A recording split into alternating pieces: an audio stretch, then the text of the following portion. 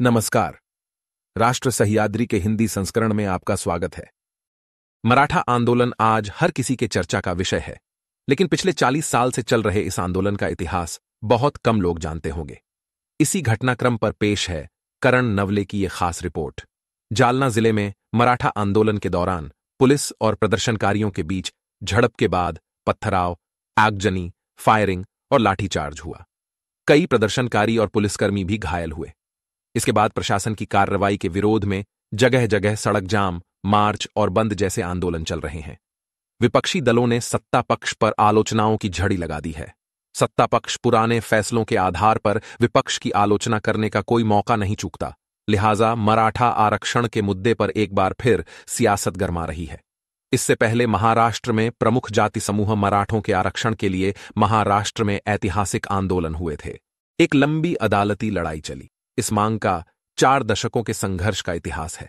मराठा आरक्षण के लिए संघर्ष वास्तव में 1981 में माथाड़ी श्रमिक नेता अन्ना साहेब पाटिल द्वारा शुरू किया गया था। इससे पहले मराठा समुदाय कभी भी आरक्षण के संघर्ष में शामिल नहीं हुआ था। पिछड़ापन होने के बावजूद इस समाज को पिछड़ा माना जाना एक कमी लगती थी, लेकिन यह समाज आर्थिक स्थिति और ग्राम प्रधान के नेतृत्व में अंतर नहीं कर सका। 22 मार्च 1982 को अन्ना साहेब पाटिल ने मुंबई में 11 अन्य मांगों के साथ मराठा आरक्षण के लिए पहला मोर्चा आयोजित किया। बाबा साहब भोसले तब महाराष्ट्र के मुख्यमंत्री थे। मराठों के इस मोर्चे को देखकर सरकार को समस्या का एहसास हुआ और मराठा आरक्षण के फैसले की घोषणा करने का आश्वासन दिया गया। लेकिन दुर्भाग्य से सरकार लड़खड़ा गई और आरक्षण का फैसला ठंडे बस्ते में चला गया। अगले ही दिन अन्ना साहेब पाटिल ने समाज के सामने अब मैं क्या जवाब दूं, ये सोचकर आत्मसम्मान की वजह से अपने सर में गोली मारकर आत्महत्या कर ली। तभी से वास्तविक अर्थों में मराठा समाज का संगठित निर्माण प्रारंभ हुआ। 80 के दशक की शुरुआत में केंद्र सरकार ने मंडल आयोग की सिफारिशों के अनुसार ओबीसी को आरक्षण दिया था। मंडल आयोग ने किसी भी जाति को अन्य पिछड़ा वर्ग में शामिल करने के लिए कुछ मानदंड निर्धारित किए। 1995 में महाराष्ट्र में स्थापित पहले राज्य पिछड़ा वर्ग आयोग के अध्यक्ष न्यायमूर्ति खत्री ने मराठा आरक्षण का मुद्दा सामने आने के बाद सन 2000 में एक रिपोर्ट सौंपी थी। कुनबी जाति प्रमाण पत्र उन उपजातियों को दिया जा सकता है जो मराठा कुनबी या कुनबी मराठा के रूप में दर्ज हैं। आयोग की इस सिफारिश के कारण कुछ मराठों को ओबीसी में प्रवेश मिल गया, लेकिन जिन मराठों का उल्लेख उनके पीछे या पहले कुनबी के रूप में नहीं किया था, उन्हें ओबीसी में वर्गीकृत नहीं किया गया। इसलिए बाद में मराठा आरक्षण के सवाल पर जस्टिस आर एनीम बापट की अध्यक्षता वाले आयोग के पास आए। न्यायमूर्ति बापट आयोग ने राज्य भर में एक सर्वेक्षण किया और 2008 में अपनी रिपोर्ट प्रस्तुत की। आयोग ने मराठा समुदाय को अन्य पिछड़ा वर्ग की श्रेणी में शामिल करने से इनकार कर दिया। जस्टिस बापट आयोग के बाद महाराष्ट्र में मराठा संगठन आक्रामक हो गए और आंदोलन शुरू कर दिया। इसलिए तत्कालीन गठबंधन सरकार ने राणे समिति का गठन किया और मराठा आरक्षण की मांग पहली बार 2009 में एक समिति के रूप में सामने आई। उस समय महाराष्ट्र में कांग्रेस राष्ट्रवादी गठबंधन की सरकार थी। 21 मार्च 2013 को गठबंधन सरकार ने मराठा समुदाय की आरक्षण की मांग पर विचार करने के लिए पूर्व मुख्यमंत्री और तत्कालीन उद्योग मंत्री नारायण राणे की अध्यक्षता में एक समिति का गठन किया। आरक्षण पाने के लिए समिति ये साबित करना चाहती थी कि मराठा समुदाय शैक्षणिक और सामाजिक रूप से पिछड़ा हुआ है। इसके अनुसार एक रिपोर्ट दी गई थी। इसमें सिफारिश की गई कि मराठा और कुनबी समुदाय एक हैं और जिस तरह कुनबी समुदाय को आरक्षण है, उसी तरह मराठा समुदाय को भी आरक्षण दिया जाना चाहिए। राणे समिति ने नौकरियों और शैक्षणिक संस्थानों में मराठा समुदाय के लिए 16% और मुस्लिम समुदाय के लिए 4% आरक्षण की सिफारिश की। तत्कालीन पृथ्वीराज चौहान सरकार ने 25 जून 2014 को कैबिनेट बैठक में इन सिफारिशों को स्वीकार कर लिया।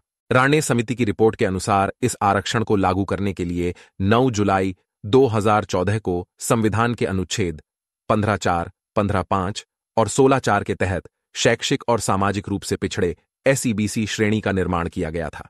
मराठा समुदाय को आरक्षण मिलते ही सूचना का अधिकार कार्यकर्ता केतन तिरोडकर और अन्य ने 2014 में बॉम्बे हाईकोर्ट में फैसले को चुनौती दी। 14 नवंबर 2014 को बॉम्बे हाईकोर्ट ने मराठा आरक्षण के फैसले पर रोक लगा दी। तत्कालीन महाराष्ट्र सरकार ने अगले ही दिन बॉम्बे हाई कोर्ट द्वारा दिए गए स्टे को सुप्रीम कोर्ट में चुनौती देने का फैसला किया, लेकिन सुप्रीम कोर्ट ने भी रोक हटाने से इनकार कर दिया। इसी बीच महाराष्ट्र में विधानसभा चुनाव हुए और सत्ता परिवर्तन हो गया। राज्य में देवेंद्र फडणवीस के नेतृत्व वाली भाजपा शिवसेना सरकार आ गई। उधर अहमदनगर जिले के कोपर्डी में बलात्कार और हत्या की घटना के बाद राज्य में मराठा समुदाय के बड़े मोर्चे निकले। इससे राज्य सरकार पर भी दबाव बढ़ रहा था।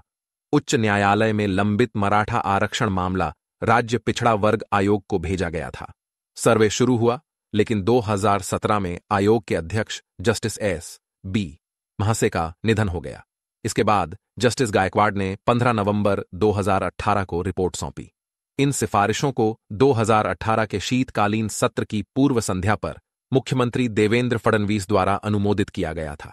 फडणवीस ने विधानमंडल में एक कानून भी पारित किया, जिसमें घोषणा की गई कि मराठा समुदाय को सामाजिक और शैक्षिक रूप से पिछड़े वर्ग में आरक्षण दिया जाएगा। 27 जून को बॉम्बे हाईकोर्ट ने मराठा आरक्षण के फैसले को बरकरार रखते हुए मामले में अंतिम फैसला सुनाया। हालांकि बॉम्बे हाईकोर्ट ने सरकार की 16% आरक्षण की मांग मान ली। गायकवाड़ आयोग की रिपोर्ट के अनुसार उसे बदला गया। उन्होंने बताया कि मराठा समुदाय को कानून के दायरे में सरकारी नौकरियों में 16% के बजाय 13% और शिक्षा में 12% दिया गया। इसके बाद मराठा आरक्षण की वैधता पर सवाल उठाते हुए एडवोकेट जयश्री पाटिल ने सुप्रीम कोर्ट का दरवाजा खटखटाया। पाटिल ने कानून में PhD की है, जिन्होंने 2014 के मराठा आरक्षण अधिनियम को अदालत में चुनौती दी थी। उन्हीं स्वतंत्रता सेनानी एल के पाटिल की वो बेटी हैं। इस बीच सुप्रीम कोर्ट में सुनवाई के बाद 2021 में मराठा आरक्षण को सुप्रीम कोर्ट ने रद्द कर दिया। सुप्रीम कोर्ट ने कहा था कि मराठा आरक्षण देते समय 50% की सीमा का उल्लंघन करने का कोई वैध आधार नहीं था। उस समय यह स्पष्ट किया गया था कि मराठा समुदाय को आरक्षण के दायरे में लाने के लिए मराठा समुदाय के नागरिकों को शैक्षणिक या सामाजिक रूप से पिछड़ा घोषित नहीं किया जा सकता। सुप्रीम कोर्ट ने माना कि महाराष्ट्र सरकार द्वारा सार्वजनिक शिक्षा और रोजगार में सामाजिक और शैक्षिक रूप से पिछड़े समूहों के मराठा समुदाय के नागरिकों को दिया गया आरक्षण असंवैधानिक था। कुल मिलाकर मराठा आरक्षण को सुप्रीम कोर्ट ने खारिज कर दिया और इंदिरा साहनी मामले में सुप्रीम कोर्ट द्वारा निर्धारित 50% आरक्षण सीमा को पार करने से इनकार कर दिया। इसके बाद से मराठा आरक्षण का फैसला फिर से सरकारी स्तर पर अटक गया है। इस संबंध में राज्य सरकार और केंद्र सरकार क्या भूमिका निभाती है और इसे अदालत में कैसे पेश करती है, इस पर सभी की नजरें लगी हैं। ये मुद्दा तब फिर से सामने आया जब जारांगे पाटिल का आंदोलन जालना में दबा दिया गया। लेकिन उम्मीद है कि मराठा आरक्षण के लिए इस 40 साल के संघर्ष का सकारात्मक निष्कर्ष निकलेगा। इसमें कोई शक नहीं है कि चुनाव से पहले सरकार को सकारात्मक या नकारात्मक कोई भी निर्णय लेते हुए ये एक कसौटी होगी। हमारे ये बुलेटिन आपको कैसे लगते हैं, ये हमें कमेंट करके जरूर बताएं। हमारा हर नया बुलेटिन आप तक सबसे पहले पहुंचे, इसके लिए सब्सक्राइब भी करें और लाइक करना बिल्कुल ना भूलें। धन्यवाद।